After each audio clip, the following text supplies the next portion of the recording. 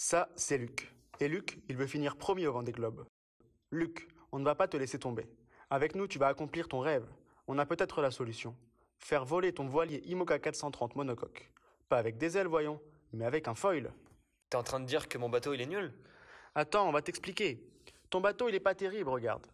Une grande partie de la coque de ton bateau se trouve sous l'eau, ce qui freine car les frottements de l'eau avec ton bateau diminuent l'aérodynamisme.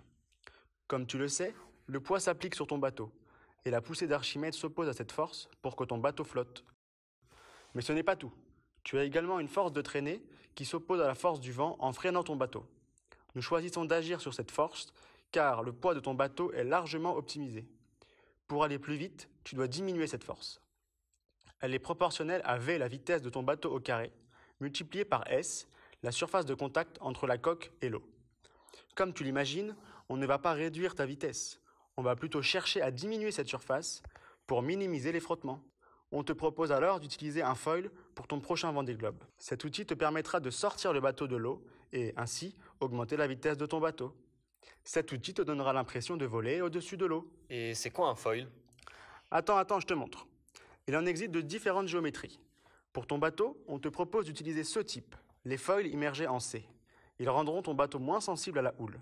C'est comme des ailes d'avion que tu vas mettre de chaque côté de ton bateau. D'accord, mais comment ça marche ce truc? Hop, pas trop vite, Loustic. On y vient. Regarde, les foils ont ce profil, tout comme les ailes d'un avion. La surface supérieure est courbée, on l'appelle l'extrados.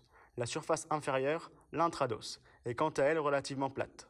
Une molécule qui passe au-dessus doit aller plus vite que celle qui passe en dessous pour arriver au même moment, car le chemin à parcourir est plus grand. On peut appliquer le théorème de Bernoulli en régime permanent, ce qui nous donne la formule finale. Dans notre cas, VE est supérieur à VI, ce qui implique une sous-pression au-dessus et une surpression en dessous. Cette différence de pression permet à ton bateau de s'élever grâce à une force qu'on appelle la portance. Ok, mais c'est quoi exactement la portance? Regarde, tout comme la force de traînée, la portance est proportionnelle à la vitesse au carré que multiplie la surface du profil du foil. Plus la vitesse sera grande, plus ton bateau va s'élever au-dessus de l'eau. Il va s'élever jusqu'à ce que la portance soit égale au poids. Grâce à ça, tu vas pouvoir gagner entre 20 et 30% de vitesse pure. Impressionnant, non? Pour que le phénomène de portance ait lieu, la vitesse apportée par la voile du bateau doit être supérieure à 30 nœuds, soit 55 km/h. De plus, l'angle d'incidence de l'aile doit être supérieur à 0 degré. Mais ça va alourdir mon bateau, ça, non? On a pensé à tout, ne t'inquiète pas.